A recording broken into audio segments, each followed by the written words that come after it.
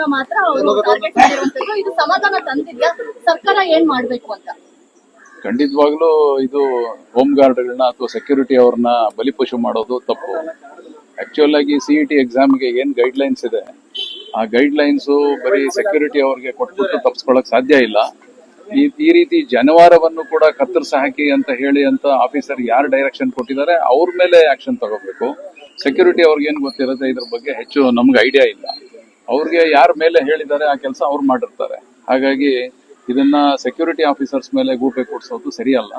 ಇದನ್ನ ಯಾರು ಹೇಳಿದ್ದಾರೆ ಅವ್ರ ಮೇಲೆ ಶಿಸ್ತು ಕ್ರಮ ತಗೋಬೇಕು, ಅವ್ರ ಮೇಲೆ ಆಕ್ಷನ್ ತಗೋಬೇಕು, ಅವ್ರನ್ನ ಇಮಿಡಿಯೇಟ್ ಆಗಿ ಸಸ್ಪೆಂಡ್ ಮಾಡಬೇಕು ಅಂತ ಹೇಳಿ ನಮ್ಮ ಒತ್ತಾಯ ಇದೆ. ಒಂದು ವಾರದಲ್ಲಿ ಇದ್ರ ಬಗ್ಗೆ ಎಲ್ಲ ತನಿಖೆ ನಡೆಸಿ ಅವ್ರನ್ನ ಮೇಲೆ ಕ್ರಮ ತಗೋಬೇಕು ಅಂತ ಹೇಳಿ ನಾವು ಮನವಿ ಮಾಡ್ತೀವಿ, ಒತ್ತಾಯ ಮಾಡ್ತೀವಿ. ಈಗಾಗಲೇ ಜಿಲ್ಲಾ ಮಟ್ಟದಲ್ಲಿ, ತಾಲೂಕು ಮಟ್ಟದಲ್ಲಿ ನಮ್ಮ ಬ್ರಾಹ್ಮಣ ಸಂಘದ ಮುಖಂಡರುಗಳು ಎಲ್ಲಾ ಕಡೆಯಲ್ಲೂ ಹೋರಾಟಗಳನ್ನ, ಪ್ರತಿಭಟನೆಗಳನ್ನ ಮಾಡ್ತಾ ಇದ್ದಾರೆ.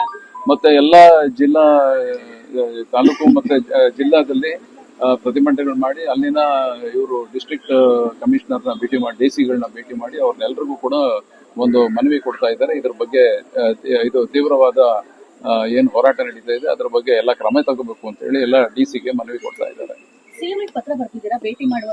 ಖಂಡಿತ ಇನ್ನೊಂದು 2-3 ದಿನದಲ್ಲಿ CM ಅವ್ರನ್ನ ಭೇಟಿ ಮಾಡಿ ಅವ್ರ ಅವಕಾಶ ತಗೊಂಡು ಅವ್ರನ್ನ ಭೇಟಿ ಮಾಡಿ ಅವ್ರಿಗೆ ನಮ್ಮ ಸಮುದಾಯ ಮೇಲೆ ಆಗಿರುವಂತ ಈ ಆಕ್ರಮಣದ ಬಗ್ಗೆ ಅವರಿಗೆ ಮನವರಿಕೆ ಮಾಡಿಕೊಟ್ಟು ಅದ್ರ ಮುಖಾಂತರವಾಗಿ ನಾವು ನಮ್ಮ ಸಮುದಾಯಕ್ಕೆ ಸಂವಿಧಾನಾತ್ಮಕವಾಗಿ ನಮಗೂ ಕೂಡ ಹಕ್ಕಿದೆ, ಈಕ್ವಾಲಿಟಿ ಇದೆ, ಅದು ಸಮಾನತೆ ಇರೋದ್ರ ಜೊತೆಗೆ ನಮಗೂ ಕೂಡ ರಕ್ಷಣೆ ಬೇಕು. ಬೇರೆಯವರು ನಮ್ಮನ್ನ ಅಟ್ಯಾಕ್ ಮಾಡೋದು ಎಲ್ಲ ಜಾಸ್ತಿ ಇದೆ, ಇದನ್ನ ರಕ್ಷಣೆ ಕೊಡಬೇಕು ಅಂತ ಕೂಡ ನಾವು ಮುಖ್ಯಮಂತ್ರಿಗಳನ್ನ ಮನವಿ ಮಾಡ್ತೀವಿ. ಸರ್, ಈ ವಿವಾದವನ್ನ ಹೋಮ್ ಗಾರ್ಡ್ಗಳನ್ನ ಅಮಾನತು ಮಾಡಿ ವಿವಾದವನ್ನ ತಣ್ಣಗೆ ಮಾಡ್ಬೇಕು ಅಂತ ಹೇಳಿ ಸರ್ಕಾರ ಹೊರಟಿದೆ. 1 ವಾರ ಕಾಲಾವಕಾಶ ಕೊಡ್ತೀರಿ, ಇಫ್ ಇನ್ ಕೇಸ್ ಆಗ್ಲಿಲ್ಲ ಅಂತ ಹೇಳಿದ್ರೆ? ಇಲ್ಲ, ಅದು 1 ವಾರ ವೇಟ್ ಮಾಡೋಣ. ಯಾಕಂದ್ರೆ ಅದು ತುಂಬಾ ನಾವೇ ಹೇಳ್ಬಿಟ್ಟು 1 ವಾರ ವೇಟ್ ಮಾಡಿ ಈಗಲೇ ಅದಕ್ಕೆ ಉತ್ತರ ಕೊಡೋದು ತಪ್ಪಾಗತ್ತೆ. 1 ವಾರದ ನಂತರ ಅವ್ರೇನು ಕ್ರಮ ತಗೊಳ್ಳಿಲ್ಲ ಅಂತ ಆಮೇಲೆ ಅವತ್ತು ಕೂತ್ಕೊಂಡು ಮಾತಾಡಿ ಯೋಚನೆ ಮಾಡಿ ನಿರ್ಧಾರ ತಗೊಳ್ಳಿ. ಅಧಿಕಾರಿಗಳು ಅಥವಾ ರಾಜಕೀಯ ಮುಖಂಡರೆಲ್ಲ ಕೈವಾಡ ಇದೆಯಾ ಗೊತ್ತಿಲ್ಲ ಸರ್. ನಮ್ಗೆ ಸರ್ಕಾರದವ್ರನ್ನ, ಅಧಿಕಾರಿಗಳನ್ನ, ಮುಖ್ಯಮಂತ್ರಿಗಳನ್ನ ಭೇಟಿ ಮಾಡಿದಾಗ ನಮ್ಗೆ ಗೊತ್ತಾಗತ್ತೆ. ಈಗಲೇ ನಾವು ಊಹಾಪೋಹಕ್ಕೆ ನಾವು ಇದ್ ಮಾಡೋದು ಬೇಡ. ನಿನ್ನೆ ಶಿಕ್ಷಣ ಸಚಿವರ ಜೊತೆ ಮಾತನಾಡಿದಂತ ಸಂದರ್ಭದಲ್ಲಿ ದೂರವಾಣಿ ಮುಖಾಂತರವಾಗಿ ಅವರು ವಿಷಾದವನ್ನು ವ್ಯಕ್ತಪಡಿಸಿದ್ದಾರೆ. ಅದ್ರ ಜೊತೆಯಲ್ಲಿ ಅವ್ರು ಹೇಳಿರೋದೇನಂದ್ರೆ, ಆ ಪರೀಕ್ಷಾ ವಿದ್ಯಾರ್ಥಿ ಯಾರಿದ್ದಾರೆ ಅವ್ರಿಗೆ ಪರೀಕ್ಷೆ ಬರೆಯಲಿಕ್ಕೆ ಅವಕಾಶ ಮಾಡ್ಕೊಡ್ತೀನಿ ಅಂತ ಹೇಳಿದ್ದಾರೆ. ಮತ್ತೆ ಕಾನೂನು ಕ್ರಮ ಕೂಡ ತೆಗೆದುಕೊಳ್ತೀವಿ. ಯಾವುದೇ ಸಮುದಾಯದ ಮೇಲೆ ಈ ರೀತಿಯಾದಂತ ಒಂದು ಕೆಲಸ ಆಗಬಾರ್ದು ಅಂತ ಕೂಡ ಶಿಕ್ಷಣ ಸಚಿವರು ದೂರವಾಣಿ ಮುಖಾಂತರ ನನ್ನ ಜೊತೆ ಮಾತನಾಡಿದ್ದಾರೆ. ಈ ಹುಡುಗ ಯಾರು ವಿದ್ಯಾರ್ಥಿ ಇದ್ದಾನೆ ಆತ ಒಂದು ಧೈರ್ಯವನ್ನು ತೋರಿಸಿ ನನ್ನ ಜನಿವಾರವನ್ನು ಕತ್ತರಿಸಿ ಹಾಕ್ತಾರೆ ಅನ್ನೋದಾದ್ರೆ ನಾನು ಪರೀಕ್ಷೆನೇ ಬರೆಯೋದಿಲ್ಲ ಅಂತ ಹೇಳಿ ಧೈರ್ಯ ಮಾಡಿ ಹೊರಗಡೆ ನಡೆದಿದ್ದಾನೆ. ಆ ಹುಡುಗನಿಗೆ ನಮ್ಮ ಸಮುದಾಯ ಅಭಿನಂದನವನ್ನು ಸಲ್ಲಿಸ್ತಾ ಇದ್ದೀವಿ. ಜೊತೆಗೆ ಆತ ಒಂದು ಬಡ ಕುಟುಂಬದಿಂದ ಬರ್ತಾ ಇರೋದ್ರಿಂದ ಆತ ಪರೀಕ್ಷೆ ಬರೆದು CET ನಲ್ಲಿ ಆತ ಹೆಚ್ಚು ಅಂಕಗಳು ತಗೊಂಡು ಆ CET ಮುಖಾಂತರವಾಗಿ ಯಾವುದೇ ಪ್ರೊಫೆಷನಲ್ ಕೋರ್ಸ್ ತಗೊಂಡ್ರೆ ನಮ್ಮ ಬ್ರಾಹ್ಮಣ ಸಮುದಾಯದ ಎಲ್ಲರೂ ಸೇರಿ ಆತನ ಎಜುಕೇಶನ್ಗೆ ನಾವು ಸಪೋರ್ಟ್ ಮಾಡ್ತೀವಿ. ಯಾಕೆಂದ್ರೆ ಆ ಹುಡುಗ ನಮ್ಮ ಬ್ರಾಹ್ಮಣ ಸಮುದಾಯದ ಒಂದು ಘನತೆಯನ್ನು ಎತ್ತಿ ಕಾಪಾಡಿದ್ದಾನೆ. ಆ ಹುಡುಗನೇ ಅನಂತ ಅಭಿನಂದನೆ ತಿಳಿಸ್ಲಿಕ್ಕೆ ಇಷ್ಟಪಡ್ತೇವೆ. ಸರ್, ನೀವು ಹೇಳಿದ್ರಿ ಜನಿವಾರ ತೆಗೆಸಿರೋದು ಪೂರ್ವ ನಿಯೋಜಿತ ಅಂತ.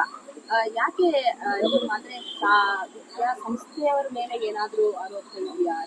ನೋಡಿ, ಜನಿವಾರ ಯಾಕೆ ಈ ಬ್ರಾಹ್ಮಣ ಸಮುದಾಯದವ್ರ ಮೇಲೆ ನಮ್ಗೆ ಪೂರ್ವ ನಿಯೋಜಿತ ಅನ್ಸುತ್ತೆ ಅಂತಂದ್ರೆ, ಬ್ರಾಹ್ಮಣ ಜನಾಂಗದವ್ರನ್ನ ಬಿಟ್ಟು ಬೇರೆ ಜನಾಂಗದವರು ಕೂಡ ಜನಿವಾರನ ಹಾಕೊಳ್ತಾರೆ. ಅವರು ಕೂಡ ಗಾಯತ್ರಿ ಜಪ ಮಾಡ್ತಾರೆ. ಆದ್ರೆ ಬ್ರಾಹ್ಮಣ ಜನಾಂಗದ ಹುಡುಗರ ಮೇಲಿರೋ ಜನಿವಾರ ಮಾತ್ರ ತೆಗೆದಿರೋದ್ರಿಂದ ಅದು ನಮಗೆ ಇದು ಪೂರ್ವ ನಿಯೋಜಿತ ಅನ್ಸುತ್ತೆ. ಹಾಗಾಗಿ ನಾವು ಕ್ರಮಕ್ಕೆ ಒತ್ತಾಯ ಮಾಡ್ತಾ ಇದ್ದೇವೆ. ಜಾತಿ ಗಣತಿಯನ್ನ ಅವಾಯ್ಡ್ ಮಾಡೋದಕ್ಕೆ ಅಥವಾ ಸರ್ಕಾರದ ಜಾತಿ ಗಣತಿಯನ್ನ ಸೈಡ್ ಲೈನ್ ಮಾಡೋದಕ್ಕೆ ನಿಮ್ಮ ವಿಚಾರ ಮೇಲ್ನೋಟಕ್ಕೆ ಯಾರಾದ್ರೂ ಅನ್ಸುತ್ತಾ ನಿಮಗೆ? ನಮ್ಗೆ ಜಾತಿ ಗಣತಿ ವಿಚಾರವಾಗಿ ನಮ್ಗೇನು ವಿಚಾರ ಬಂದಿದೆ ಅದ್ರ ಬಗ್ಗೆ ನಾವಿನ್ನು 2-3 ದಿನಗಳಲ್ಲಿ ನಮ್ಗೆ ಮತ್ತೊಂದು ಸಭೆ ಮಾಡ್ತಾ ಇದ್ದೀವಿ. ನಮ್ಮ ಬ್ರಾಹ್ಮಣ ಜನಾಂಗದ ಶಾಸಕರು, ಲೋಕಸಭಾ ಸದಸ್ಯರುಗಳು, ಹಿರಿಯ ಮುಖಂಡರುಗಳು, MLCಗಳು, ಇವು ಮಂತ್ರಿಗಳು, ಇವರೆಲ್ಲರನ್ನೂ ಸೇರಿಸಿ ಒಂದು ಸಭೆ ಮಾಡಿ ಅದಕ್ಕೆ ಆಮೇಲೆ ನಾವು ರಿಯಾಕ್ಷನ್ ಕೊಡ್ತೀವಿ ಅದ್ರ ಬಗ್ಗೆ. ಆದ್ರೆ ಹಿಂದೆ ಹಿಜಾಬ್ ವಿಚಾರಕ್ಕೆ ದೊಡ್ಡ ಮಟ್ಟದಲ್ಲಿ ರಾಷ್ಟ್ರ ಮಟ್ಟದಲ್ಲಿ ಗಲಾಟೆ ಆದಾಗ ಯಾರು ಹಿಜಾಬನ್ನು ತೆಗಿಲ್ಲ ಅಂತ ಪರೀಕ್ಷಾ ಟೈಮಲ್ಲಿ ಹಿಡಿದಂತ ವಿದ್ಯಾರ್ಥಿನಿ ಪರ ದೊಡ್ಡ ಎಲ್ಲ ಸಮುದಾಯಗಳು ನಿಂತಿದ್ರು. ಈಗ ನಿಮ್ಮ ಹೋರಾಟಕ್ಕೆ ಬೇರೆ ಸಮುದಾಯಗಳು ಬೆಂಬಲ ಕೊಡ್ತಾ ಇದ್ದಾರಾ? ಕೊಡ್ತಾರೆ, ಖಂಡಿತವಾಗ್ಲೂ ಕೊಡ್ತಾರೆ. ಬೇರೆ ಸಮುದಾಯದವರು ಕೂಡ ಇದಕ್ಕೆ ನಮ್ಗೆ ಸಪೋರ್ಟ್ ಮಾಡಿದ್ದಾರೆ. ಆಗ್ಲೇ ಕೆಲವರೆಲ್ಲ ನಮ್ಮ ಸಪೋರ್ಟ್ಗೆ ಬರ್ತೀವಿ ಅಂತ ಕೂಡ ಹೇಳಿದ್ದಾರೆ. ಅನೇಕ ಸಮುದಾಯದವರು ಅದ್ರ ಬಗ್ಗೆ ನಮಗೆ ಒಳ್ಳೆ ಪ್ರತಿಕ್ರಿಯೆ ಕೊಡ್ತಾ ಇದ್ದಾರೆ. ಈ ತರ ಮಾಡಿರೋದು ತಪ್ಪು ಅಂತ ಎಲ್ಲ ಸಮುದಾಯದವರು ನಮ್ಗೆ ತಿಳಿಸ್ತಾ ಇದ್ದಾರೆ. ಯಾವುದೇ ಸಮುದಾಯಕ್ಕೆ ಎಲ್ಲೇ ಅನ್ಯಾಯ ತೊಂದರೆ ಆದ್ರೂ ಸಹ ವಿನಾಕಾರಣ ಅದನ್ನ ಎಲ್ಲ ಸಮಾಜನ ಒಪ್ಕೊಡುತ್ತೆ, ಅದನ್ನ ಪ್ರತಿಭಟನೆ ಮಾಡುತ್ತೆ.